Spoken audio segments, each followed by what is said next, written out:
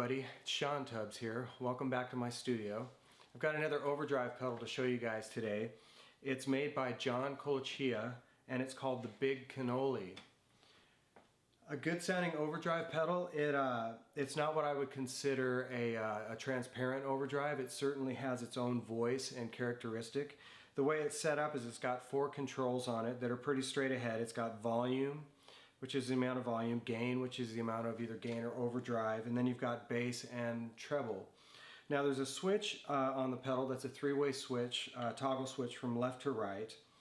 The left side is what's called tight, and then the switch in the center is called cut, and the switch to the right is fat.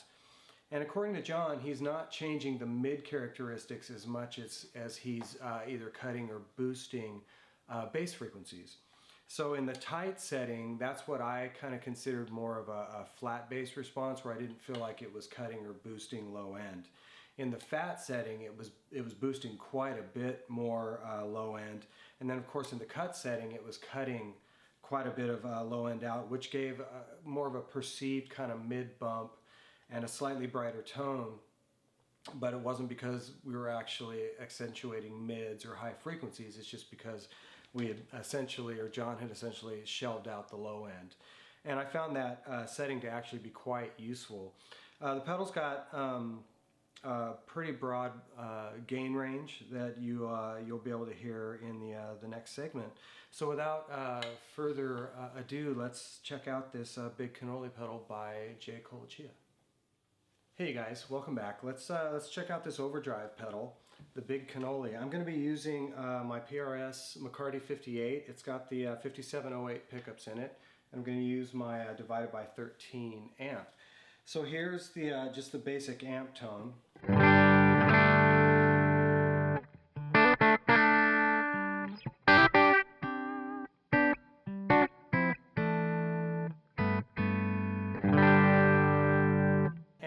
Here's the Big Cannoli. I'm going to start with kind of a lower gain sound. It's going to be basically with everything straight up on the pedal. The bass and treble are going to be straight up. I've got it set in the tight mode, which is what I would consider kind of the flat setting for the bass response on the pedal.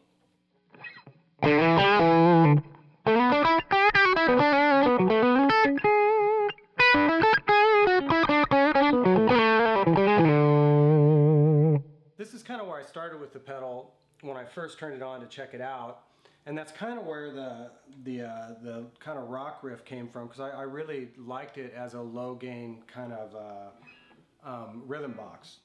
I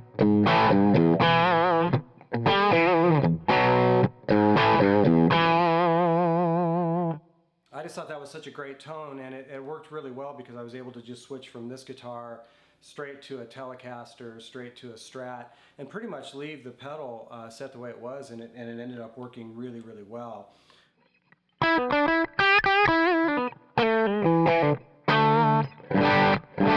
you can always add a little more volume if you cut the gain back quite a bit, and push your amp a little harder. But that was a really nice start, so what I'll do is I'll leave it right there and we'll just roll the gain up a little bit.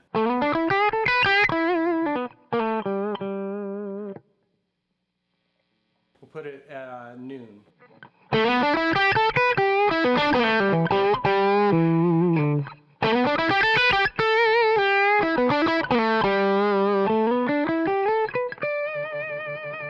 So it's still cleaning up pretty nicely, just with pick attack without rolling anything off. Let's go ahead and put it to about 3 o'clock. So now you're getting quite a bit more gain.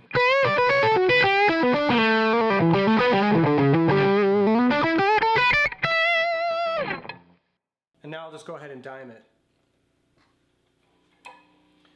So this will be gain all the way up, bass and treb still straight up, and we're still in the tight setting.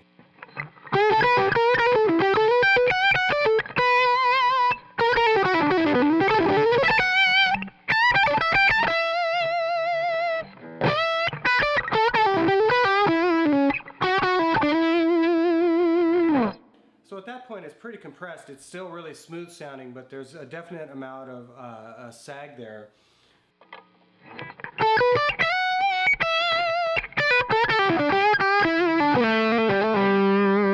Almost kind of a Johnson-y kind of violin-y type tone. Just really quick, what I'm going to do is I'm just going to throw the tight switch into basically the middle setting, which is the cut mode, and that's where the most amount of bass cut is happening. And you can kind of hear it tighten up a little bit. A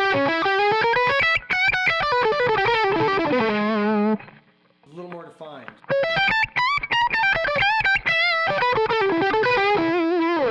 Now I'll throw it back to the tight setting, which is where the bass would be more flat.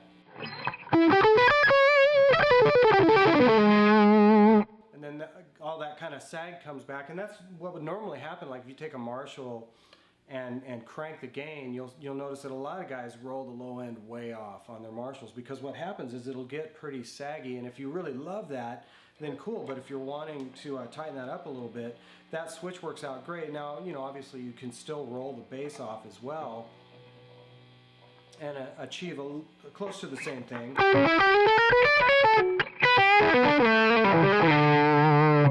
But I thought it sounded better to leave the bass where it was and use his cut switch for the set amount of bass that he's got taken out.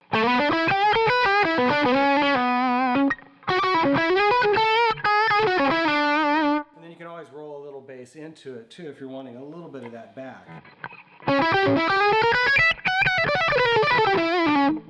But I thought that was really cool.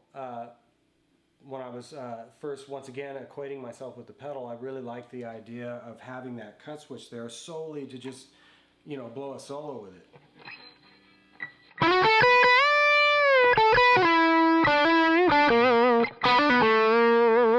of reminded me of that kind of stuff. So now that we've kind of established the amount of gain, let's look at just straight up what that switch does. I'm going to go ahead and do the tight setting, which is, once again, as I mentioned, is basically where he would have kind of his flat bass setting, so that he's not cutting any bass.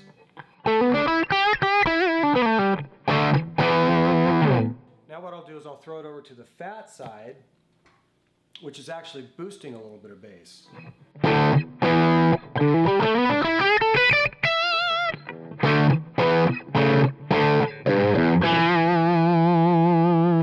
Go back to the tight real quick. And then back to the fat setting. Now I'll go to the cut setting, which is actually cutting low end.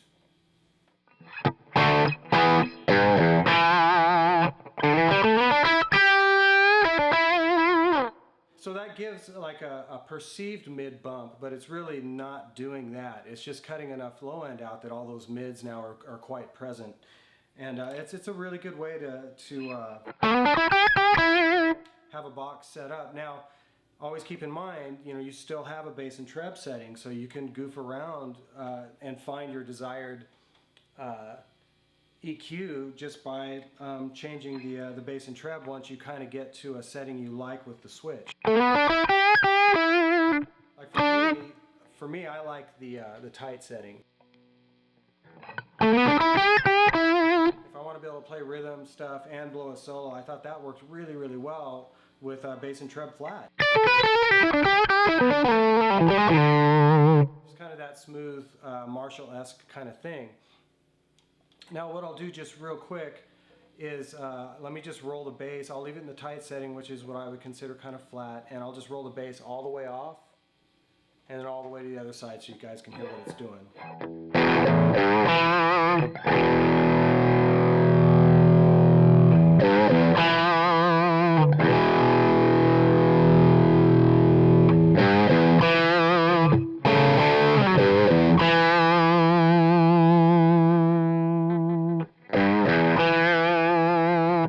Now I'll do the same thing with the treb, all the way off and then all the way to the right.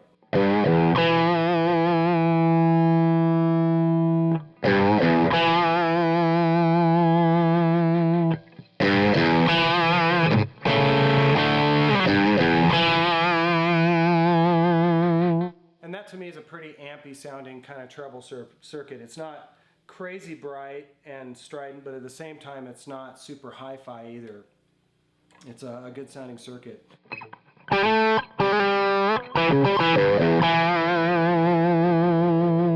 the one other thing that I need to show you that I didn't is, let's roll the gain way down and go ahead and just kind of dime the volume on the box and run it more as a push box. So I'll shut it off for a second.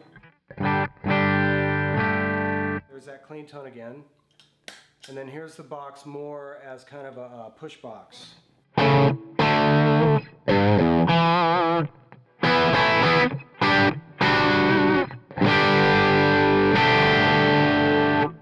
a setting that I found that I really liked there was actually using the cut setting, but then using neck position humbucker worked out really well.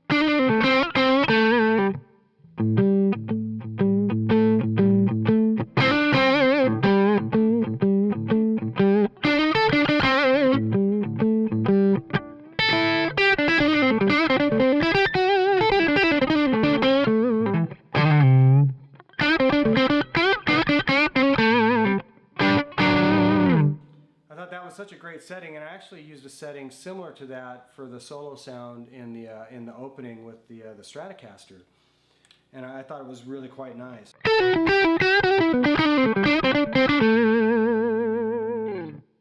So yeah, there's a lot of just tonal variations in this pedal, just depending on how you dial it, and it depends on your amp and the guitar you're plugged into, but. A really nice, just kind of smooth Marshall-esque sounding overdrive.